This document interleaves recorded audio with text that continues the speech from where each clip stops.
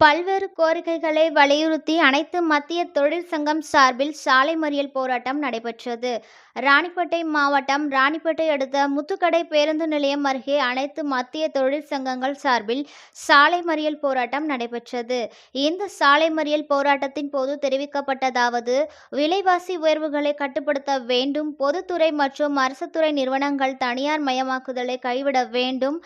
அங்கன்வாடி, ஆஷா, மக்களை தேடி மருத்துவம் திட்ட பணி ஊழியர்களை பணி நிரந்தரம் செய்ய வேண்டும், புதிய ஓய்வூதிய திட்டத்தை முழுமையாக கைவிட வேண்டும், பழைய ஓய்வூதிய திட்டத்தை மீண்டும் அமல்படுத்த வேண்டும், புதிய மோட்டார் வாகன திருத்த சட்டத்தை ரத்து செய்ய வேண்டும் எனவும், ஆன்லைன் அபராதம் விதித்தல் முறையை கைவிட வேண்டும் என்றும், தேசிய குறைந்தபட்ச ஊதியமான 26,000 ரூபாயை நிர்ணயம் செய்ய வேண்டும் என்றும், திருத்தம் செய்துள்ள தொழிலாளர் சங்கங்களான 4 சட்ட தொகுப்புகளை திரும்ப பெற வேண்டும் என்றும், மின்சார சட்ட திருத்த மசோதாவை திரும்ப பெற வேண்டும், முன்பணம் செலுத்தி மின்சாரத்தை உபயோகிக்கும் ஸ்மார்ட் மீட்டர்களை பொருத்துவதை கைவிட வேண்டும் என்றும், மகாத்மா காந்தி கிராமப்புற வேலை உறுதி சட்டத்தின்படி ஆண்டுக்கு 200 நாட்கள் வேலை,